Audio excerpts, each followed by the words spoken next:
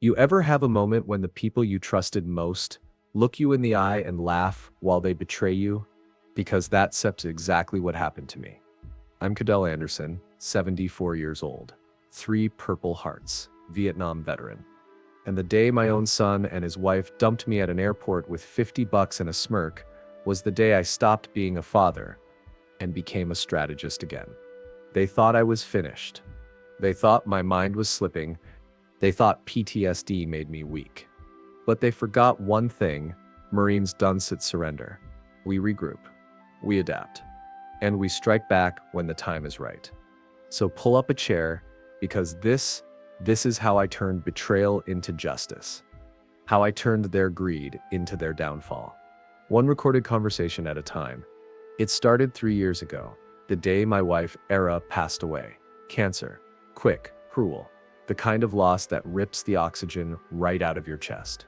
I was broken, lonely, and my son Harry saw his chance. "Come stay with us, Dad," he said. "Just until you get back on your feet." I wanted to believe him. God help me, I did. So I moved into his house in Fayetteville, North Carolina. Except it wasn't said his house, it was mine. Bought and paid for in 1987 with disability checks and blood-earned money from Vietnam. I worked decades for it, a lifetime. But when you're grieving, you don't see the traps. You just hear the comfort in your child's voice and mistake it for love. Harry said he'd handle the bills while I got through the worst of it. And I, blind with grief, signed. That signature would become the first bullet in a war I didn't know I was already fighting. The humiliation started small. Little digs, little looks.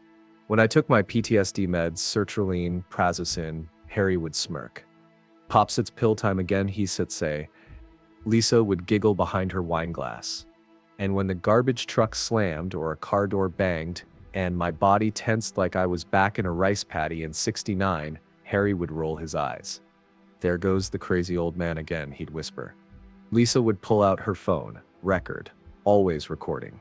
"For your own good," she'd say. "In case we need proof you start struggling." Proof. That word burned. I started apologizing for everything. For flinching. For existing. For being the burden they claimed I sipped to become. "You star not difficult, Dad," Harry said once. "You star just broken." Broken. The same man who'd survived 3 tours, taken shrapnel twice, and built a home from scratch, now labeled broken by the boy I'd raised. They made me eat after they were done. Cold leftovers. Paper plates. While they dined on Era's fine china in my dining room, every night I'd sit in that kitchen hearing them laugh about our plans for my house. "Once we get the deed transferred," Lisa whispered one night, "we can refinance, maybe get that pool." That's when I knew. This wasn't set family, this was an occupation. And I was the target. But Marines don't fight from anger. We fight from intelligence. So I started documenting everything. Every sneer. Every lie. Every dollar stolen from my account. I took photos of my mail before they could lose it. Recorded conversations. Stored backups in 3 different places. They thought I was confused. They thought I was fading. But I wasn't fading. I was observing. See, they didn't know I'd been trained to survive chaos. They didn't know patience was a weapon. So I let them think they were winning. Let them spend. Let them gloat. Let them mock me in front of neighbors. "Dad's memory's going," Harry would say loud enough for the grocery store clerk to hear. "Can Sud even remember what day it is?" And people believed him. Because it's easier to pity the old man than question the golden boy with the BMW and perfect smile. At church, he'd guide me by the arm like I was feeble. "Careful, Pops, watch your step." Every gesture rehearsed, calculated for the watching eyes of our community. But inside, I was taking notes. He was laying the groundwork for something. I could feel it. And then I found it. On his laptop, left open one night after too many glasses of whiskey. 3 refinance applications. All in his name. All using my house as collateral. But that was the real betrayal. The real betrayal was the document buried in his drafts folder. A power of attorney. Giving him control over my finances. Over my pension. Over everything. The only problem. The signature line already had my name on it. Forged. I could have gone straight to the police, but where's the satisfaction in that? No. Marines think long term. I needed him to hang himself with his own rope. And in the meantime, I prepared my defenses, checked state property laws, reviewed guardianship procedures, talked quietly with my doctor, Dr. Hayes at the VA. Every report said the same thing. Mild anxiety, fully functional, mentally sound. Exactly what I needed. Because I knew what was coming next. The push to declare me incompetent. That's the golden ticket for thieves in family clothing. Once a court labels you incompetent, they own you. Your home, your pension, your freedom. Harry was getting desperate. I could see it in his eyes. That hunger for control, that simmering greed. And then, one Tuesday morning, it finally happened. I was in the kitchen sorting my pills like always when Harry cornered me. Lisa behind him, phone in hand, already recording. Dad, we need to talk. About what, son? About your situation. My situation? You're still getting worse. I feel fine. You asked 3 times yesterday when dinner was. Lie. I stepped asked once. See? You don't said even remember, he said. Lisa moved closer, her camera catching every twitch, every breath. Yesterday, you put the milk in the cabinet, she said sweetly. You scepter getting confused, Cadell. Confused. Incompetent. Dangerous words when they come from your own family. Dad, Harry sighed. Lisa and I have been talking about your care. I don't need care. You need structure, support, professional help. I see Dr. Hayes every month. She doesn't live here, he snapped. She doesn't see your daily decline. I just stared at him, calm, silent, because silence makes liars nervous. Then he said it. The line that confirmed everything. We scheduled a meeting with a lawyer. Lisa Sepp's smile flickered, the camera still rolling. What kind of lawyer? Someone who handles family situations. What kind of family situations? Harry hesitated. Competency issues. There it was. The kill shot. They were going to declare me unfit to handle my own life. I didn't say a word. I just nodded. Till think about it. Think fast, he said, grabbing his keys. Thursday. 2 step clock. Don Sepp make this harder than it needs to be. And just like that, they left. They thought they broken me. That I sipped crawl into my room and sob. But what I did instead, I opened my old war chest. A steel lockbox Ira gave me for our 40th anniversary. She laughed when I called it my emergency kit. Inside were the documents Harry didn't know existed. My pension statements from Lockheed Martin, 25 years of service maintaining aircraft, every dollar accounted for. Total value 1.37 million. Proof that I wasn't broke. Proof that I wasn't senile. And proof that if Harry got his hands on my signature again, he'd own everything. So I planned. Step 1. Call my old friend Jimmy Miller, retired Colonel, VFW commander, and conveniently a notary public. Step 2. Prepare evidence. Every voice memo, every screenshot, every receipt. Step 3. Walk into that lawyer's office not as a victim, but as a Marine on a mission. The next 48 hours were a blur of coffee, printer ink, and strategy. I labeled files, organized dates, even printed transcripts of their recorded conversations. When Thursday came, I put on my dress blues, the same ones I wore at Era's funeral.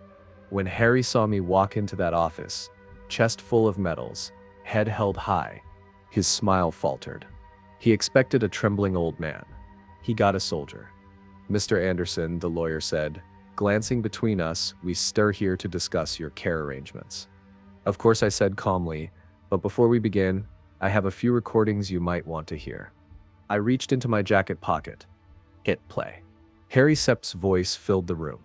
Once we get the deed transferred, we can refinance. Maybe get that pool. Lisa Sepp's voice chimed in next. Dad once did even notice. He sips 2 out of it. The lawyer froze. Harry Sepp's face went pale. Lisa Sepp's phone stopped recording. I let it play for a full minute, then another, then another. When I stopped the recording, you could have heard a pin drop. I turned to the lawyer. You were saying something about my competency? That meeting ended faster than a mortar drill. But that was just the beginning. Because the next phase wasn't about proving myself sane, it was about exposing them. Every transaction, every fraudulent email, every whisper of manipulation they'd built their empire on. And I wasn't set going to the police quietly. No, I was going to do it publicly. On Memorial Day. In front of 800 people. At the VFW hall Harry loved to parade me around in. He wanted to humiliate me. I was going to obliterate him. Because sometimes revenge isn't step about violence. It's steps about exposure. And when the truth finally comes out under those bright hall lights, when every recording, every forged paper, every fake tear hits the screen, Harry will finally learn the difference between broken and battle-tested. And trust me, I'm just getting started. Because this story, this mission isn't over yet. Not by a long shot. You want to know what happened on Memorial Day? What I said into that microphone? And how it destroyed everything Harry built? Stay tuned. Because what came next, even I didn't see coming. You ever wonder what it feels like to be buried alive? Not under dirt or stone, but under betrayal? To look your own son in the eyes and realize he's been planning your destruction like it's just another business deal. That sips where I was. My name's Cadell Anderson, 74 years old, 3 Purple Hearts. And after Vietnam, I thought I'd seen the worst humanity had to offer. But I was wrong. Because the war waiting for me back home wasn't fought in jungles or rice paddies. It was fought in living rooms, kitchens, and family barbecues. And this time the enemy wasn't wearing a uniform. He was wearing my last name. Let me show you how I turned that battlefield into my victory. Harry, my only son, thought I was living off a measly $1,250 a month in VA disability. He had no idea about the Lockheed Martin account quietly depositing $4,200 every month into a separate bank downtown. Money I'd earned over 25 years as a military contractor. Money I'd kept secret because after Era died, I started trusting instinct over love. Call it marine intuition. When you've survived ambushes and artillery, you learn to keep a backup plan. That night, after Harry's little competency talk, I opened the lockbox under my mattress. Fireproof steel, combination lock, Era gave it to me on our 40th anniversary. Said, for emergencies only. I don't think even she imagined I'd use it for this. Inside was my arsenal. Not weapons, but documents, records, truth. First file, the pension statements. Every deposit, every compound interest figure, every cent protected. Second file, the original deed to the house, purchased May 15th, 1987. Cash from my disability settlement. No mortgage, no liens. Free and clear in my name only. Era had insisted we store it in a safety deposit box, but after she passed, I moved it home. I could almost hear her voice. You can trust everyone, Sam. She was right. Third document, my VA medical evaluations. 15 years of reports from Dr. Patricia Hayes, Army Medical Center psychiatrist. Each one said the same thing. Mild anxiety disorder, well controlled with medication. No evidence of cognitive decline. Fully functional. Translation, I wasn't incompetent. I wasn't broken. And Harry's little fantasy of dad's losing it was built on sand. Fourth item, blank power of attorney forms from a legitimate law firm, real ones, requiring witnesses and notarization. When I compared them to the documents Harry wanted me to sign, the forgery jumped out like tracer fire in the dark. His version was missing half the required text, and that notary stamp? Straight off a shelf at Office Max. But the most important piece in that box wasn't paper. It was steel. A small black digital recorder I'd bought from Radio Shack in 2023. Voice activated.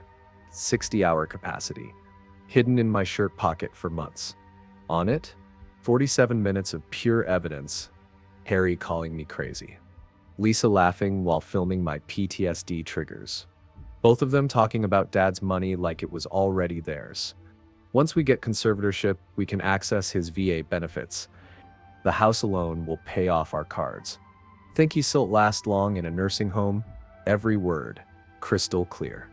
And tucked beside it, a business card. Colonel James Jimmy Miller, retired, VFW commander, attorney, notary, and my friend for 32 years. Different war, same brotherhood. He knew what real PTSD looked like. He knew what real lies looked like. I called him that night. Sam, he said, you need representation? Maybe. Can Sit say much over the phone? Understood. Bring everything Thursday morning, before your meeting. Marines don't need explanations. When a brother calls, you show up armed. I closed the box and slid it back under the mattress. Tomorrow I sit make copies. Thursday, I set meet Jimmy. And by Thursday afternoon, I'd be walking into that competency hearing prepared for war. Harry thought he was fighting a confused old man with shaky hands. He didn't realize he was picking a fight with a Marine armed with 40 years of tactical patience, 60 hours of recorded evidence, and over $1 million in resources. And I was about to make him learn the hard way. 2 days before that meeting, the Johnsons threw their annual neighborhood barbecue.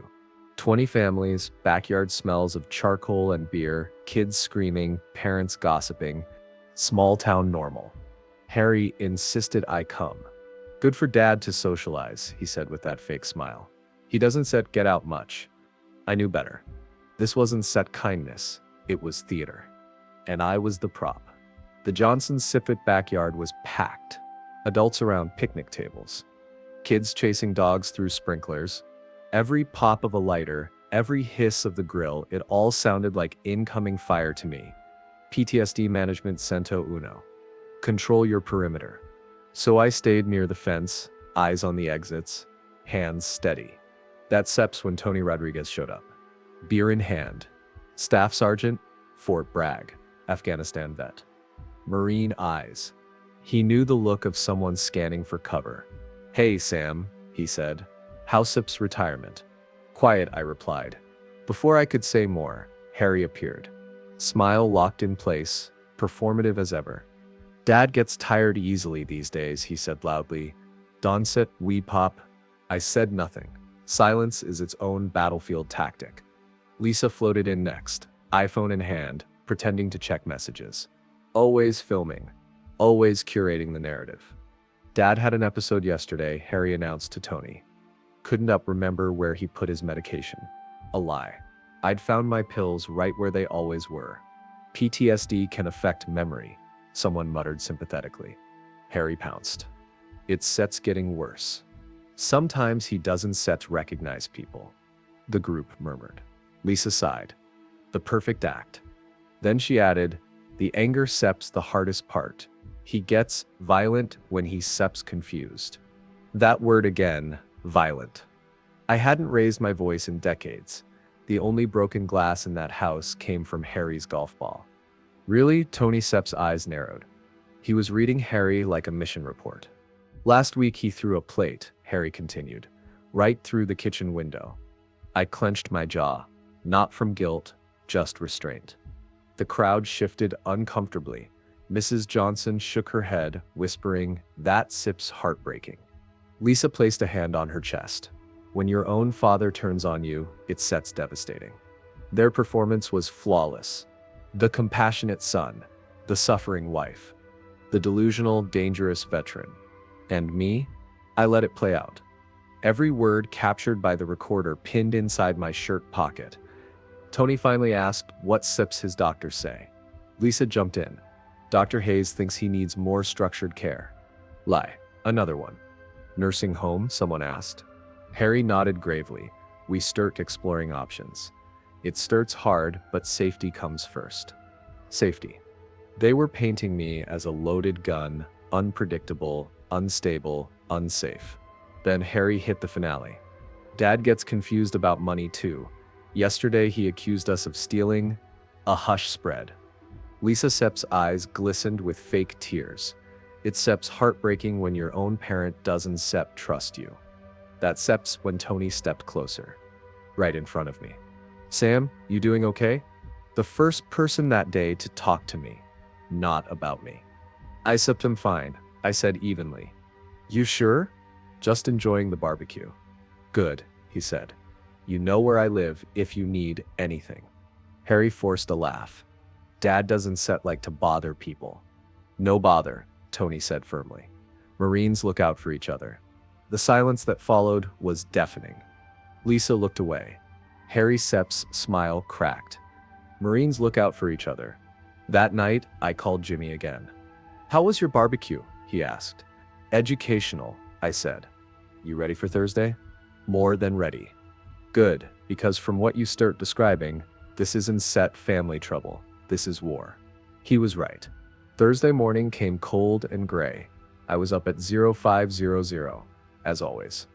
By 0800, I was walking to VFW Post 1952, 6 blocks from my house, past the coffee shop where Harry bought his lattes, past the bank that held the account he didn't know existed.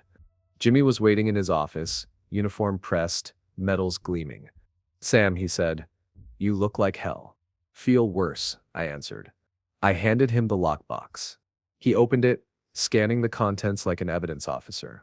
Your pension SEP's worth how much? About 1.3 million. And they think you starved broke. He shook his head. Jesus. He read through the VA reports. Patricia Hayes is thorough. These are bulletproof. No judge would touch a competency claim with these on file. I played him the recordings. 47 minutes of proof. By the time Harry and Lisa finished mocking me on tape, Jimmy's jaw was tight enough to crack a tooth. This is elder abuse, he said. Financial, emotional, hell, moral abuse. Can we prove it? I asked. With this, we can bury them. He examined the fake deed papers next. Forgery, he said instantly. Bad one. Wrong notary format, missing witness lines. Sloppy, they got greedy. So what SEP's my move? Jimmy leaned back, eyes sharp. Depends, you want to destroy them quietly or publicly. What SEP's the difference? Quietly means court filings, investigations. Takes months, maybe years. Private, clean. Publicly, he smiled. Publicly means we burn them in the court of opinion first, loud, fast, permanent. I thought about that barbecue, their smug smiles, the whispers, the pitying glances. I want it public, I said. Jimmy nodded. Good, because I got an idea.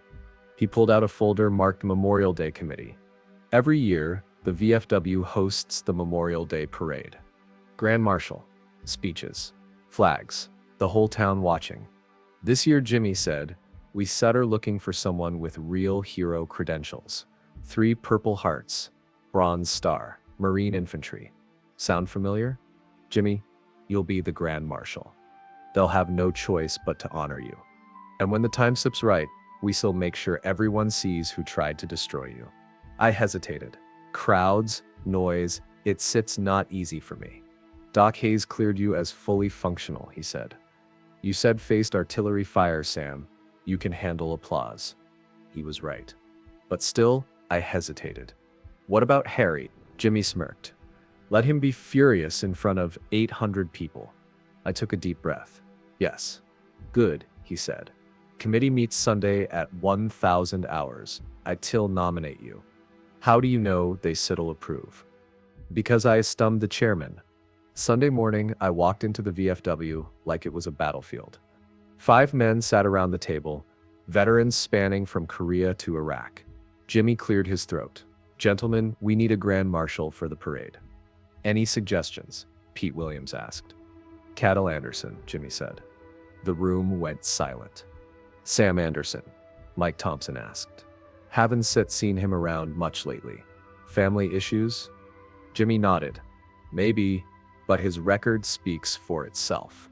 He read it aloud. 3 tours, Vietnam. 1st Marine Division. 3 Purple Hearts, Bronze Star. Presidential Unit Citation. Jesus, whispered Tom Davis, that SEP's a real hero.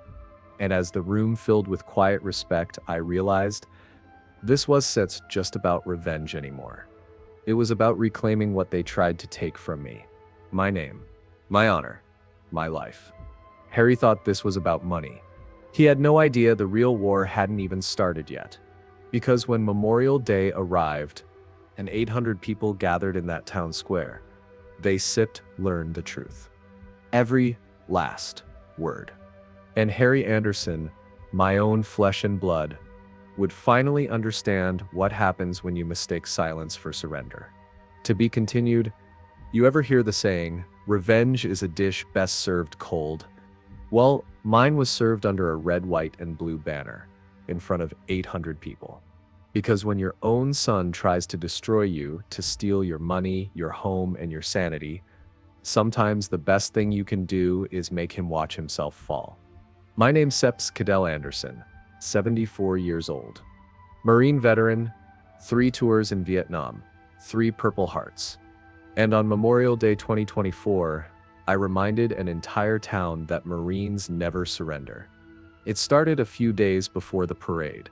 The VFW meeting room was quiet that Sunday morning when Jimmy Miller, my old friend, attorney, and retired colonel, looked around at the committee table and said, "Gentlemen, we need a grand marshal." The room was still for a second, then he spoke my name. Cadell Anderson. You could have heard a pin drop. One man whispered, "The Marine from Hay Street, the one with the 3 Purple Hearts?" Jimmy nodded. "The same?" Someone asked. "He's still around." "Still here," Jimmy said, his voice low but sharp, "and still tougher than half this town." A pause, then a nod. "This guy Sip's a legend," Pete Williams said. "Any objections?" No one spoke. "Motion carries," Jimmy announced. Sam Anderson, Grand Marshal, Memorial Day, 2024. Jimmy called me that afternoon. "It's official," he said. "What now?" I asked. "Now," he said with a grin I could hear through the phone, "we announce it." And oh, we did. Tuesday morning, the headline hit the Fayetteville Observer. Vietnam veteran selected as Memorial Day Grand Marshal. Cadell Anderson, 74, decorated Marine, 3 Purple Hearts, Bronze Star, and Combat Infantry Badge. The article spread fast: paper, online, social media, bulletin boards. By evening, half the town had read it, including Harry. I was in the kitchen when he came barreling through the front door, newspaper in hand, voice trembling. "Dad, did you see this?" "See what?" I asked, knowing damn well what it was. "This article about you being Grand Marshal." "Oh, that," I said. "Oh, that's it. Dad, this is huge. It's just a parade, son." He blinked, confused. "Just a parade? Dad, this is an honor. Why didn't you tell us?" "Because you've spent 3 years painting me as a senile old fool," I thought. But out loud, I said, "Didn't seem important?" "Not important? The whole town will be watching." Yeah, that was the point.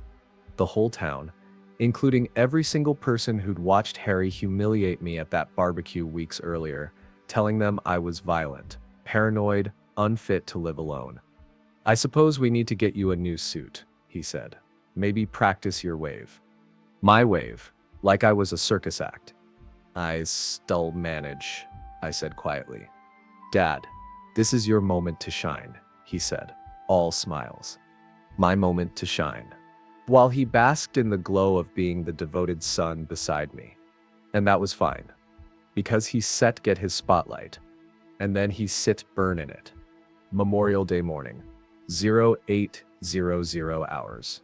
Dress blues, pressed sharp as the day I earned them. Ribbons aligned by regulation. 3 Purple Hearts, Bronze Star, Combat Infantry Badge. Every medal polished until the light could blind a man. Harry circled me like a stage manager, fixing collars, brushing invisible lint off my shoulder. "Dad, you look incredible," he said, "like a real Marine." Like a real Marine. As if I hadn't been one since before he was born. "Thank you, son," I said. "The whole neighborhood gonna see this. The Johnsons, the Rodriguezes, everyone from the barbecue. I hope I don't disappoint them." He laughed. "Dad, you steer a hero." Hero. Funny how that word only came out when cameras were nearby. We drove to City Hall in Harry Sepp's spotless BMW. He detailed it that morning, shining it like his conscience never could. "Remember to smile," he said. "Wave. Show them the medals." The same medals he'd called junk a year ago. When we arrived, the air buzzed with energy. Marching bands tuning up, Boy Scouts lighting flags. Politicians rehearsing smiles. Jimmy Miller spotted me across the crowd, wearing his full dress uniform, eagles glinting under the morning sun. "Sam," he said, "ready?" "Ready." "Good. You still ride in the lead convertible. I still introduce you at the stand." Harry stepped up, hand extended. "Colonel Miller, I Sep Harry Anderson, Sam Sip's son." Jimmy shook his hand once, firm but cool. "Nice to meet you." "Thank you for this honor," Harry said. "Dad Sep's been so excited." "Your father earned this honor 50 years ago," Jimmy said flatly. "We stupper just recognizing it properly." Harry Sep's smile stiffened. The parade marshal handed me a flag and helped me into a red Mustang convertible, top down, sunlight cutting across the hood. Harry and Lisa positioned themselves near the reviewing stand. Perfect view, perfect angle. To anyone watching, they looked like the picture of loving family. At 1100 hours, the parade began. We rolled down Hay Street at parade speed, 3 miles per hour, deliberate, steady. Crowds lined both sides of the road. Kids waving flags, veterans saluting. And every few feet, I caught someone mouthing, "Thank you for your service." I nodded, smiled, waved. But my eyes stayed locked on the reviewing stand ahead, where Harry waited, camera ready. The car eased to a stop at the microphone. Jimmy stepped forward. "Ladies and gentlemen," he said, "please welcome our Grand Marshal, Marine veteran, Cadell Anderson." Applause filled the street. Jimmy continued. "Sam served 3 tours in Vietnam with the 1st Marine Division, wounded 3 times, decorated for valor, 25 years of service beyond the battlefield." The crowd quieted, listening now. This wasn't set just ceremony. It was testimony. "Sam represents the best of our military tradition," Jimmy said. "Duty, honor, integrity." He handed me the microphone. "Sam, would you like to say a few words?" This was it. The moment I've been waiting for. 800 eyes on me. Harry Sep's prideful grin. Lisa Sep's camera rolling. I stood slowly, medals glinting in the sunlight. "Thank you for this honor," I said. My voice was steady, controlled. "For 3 years, some people have told you I'm a broken old man. Confused, violent, incompetent." Harry froze. His expression slipped from pride to panic. "They said I had episodes, that I threw things, that I didn't recognize people." The crowd shifted, murmurs rippled. "They said I was paranoid, that I accused my own family of stealing from me." Lisa lowered her phone. Harry started shaking his head, silently pleading, "Stop." "Today," I said, "you deserve to know the truth." I reached into my jacket and pulled out a manila envelope. "For 3 years, my son Harry and his wife Lisa have been stealing from me. They forged documents, manipulated accounts, and planned to have me declared incompetent so they could take my house." Gasps erupted through the crowd. Harry bolted to his feet. "Dad, you stare confused?" he shouted. I looked straight at him. "I sep not confused, son. I sep a Marine." I opened the envelope. "This," I said, holding up the first paper, "is my Lockheed Martin pension statement. $1.3 million. Money Harry didn't even know existed." The crowd murmured louder. "This," I continued, "is my VA medical evaluation from Dr. Patricia Hayes. Quote, said a no evidence of cognitive decline or diminished capacity. Said end quote." Harry pushed through the crowd, face red. "And this," I lifted the digital recorder, its light blinking. "Contains 47 minutes of recordings. My son calling me crazy. My daughter-in-law laughing as she films my PTSD episodes. Both discussing my money like I was already dead." The noise exploded. Voices shouting. Phones recording. Harry reached the stage, breathless. "Dad, please stop. You stop, you're having an episode." I stared him down. "I'm not having an episode, Harry." I paused, let the silence hang heavy. I sep having a reckoning. Jimmy stepped forward, calm and precise, leather folder in hand. "I'm Colonel James Miller, VFW commander and licensed attorney," he said, his voice booming. "I Sep reviewed Cadell Sep's evidence. What you Sep heard today constitutes elder abuse, financial fraud, and forgery." He handed me a paper. "This is a restraining order, effective immediately, prohibiting Harry and Lisa Anderson from entering Cadell Sep's property or accessing his accounts. I handed the document to my son. You Sutter served. The crowd was on its feet, some cheering, some shouting, shame. Tony Rodriguez, the staff sergeant from down the street, stepped up beside me. Anything you need, Sam. Transport home would be appreciated. Roger that. As Tony and two other Marines escorted me from the stage, I looked back. Harry stood frozen, face pale, papers crumpled in his shaking hand. Lisa clutched her purse, whispering something no one could hear. 800 people stared, not at me, but at them. By evening, the story had spread through every corner of Fayetteville. By morning, their faces were on every phone screen in town. By noon, they were gone. Moving truck loaded, neighbors peeking through curtains as they drove away. Not one goodbye, not one look back. The sheriff dropped off the official order that afternoon. Harry and Lisa Anderson banned from my property, prohibited from contact. The next day, Wells Fargo called. Mr. Anderson, we identified $47,000 in unauthorized charges on your account. Vacations, restaurants, a BMW, all reversed, all flagged for federal investigation. By Wednesday, Harry was fired. Company policy, zero tolerance for fraud. By Thursday, the Observer printed the headline, Local Veteran Exposes Family Fraud at Memorial Day Parade. Neighbors stopped by with casseroles, apologies, tears. Sam, we had no idea, Mrs. Johnson said. I know, I told her, that's how abusers work, quietly. By Friday, Jimmy called again. District Attorney Sepp's filing charges, he said. Elder abuse, fraud, forgery, conspiracy. He paused. They said'll pay every penny back. And they did. By the following week, their BMW was repossessed. Their reputation? Gone. Their home? Their pride? They were living with Lisa Sepp's mother across town. 2-bedroom apartment. A long fall from their luxury life built on my name. But the best part wasn't their punishment. It was what came after. The veterans at post-1952 created something new. The Cadell Anderson Elder Advocacy Fund.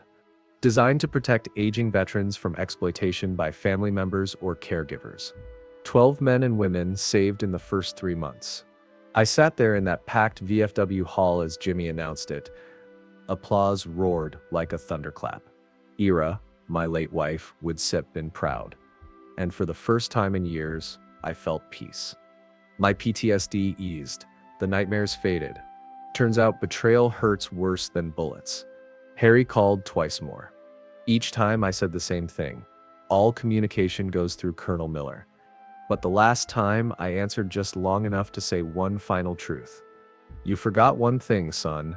I said I'm a Marine. And Marines don't surrender. Now every morning I sit on my porch at sunrise, coffee in hand, watching the same street where my reputation was rebuilt. Tony Sepp's kids run by, waving. They call me Grandpa Sam. Sometimes they ask to see my medals. I tell them stories, not about war, but about courage. About loyalty. About standing your ground when the world calls you crazy. And every so often, I glance at the framed medals on my wall.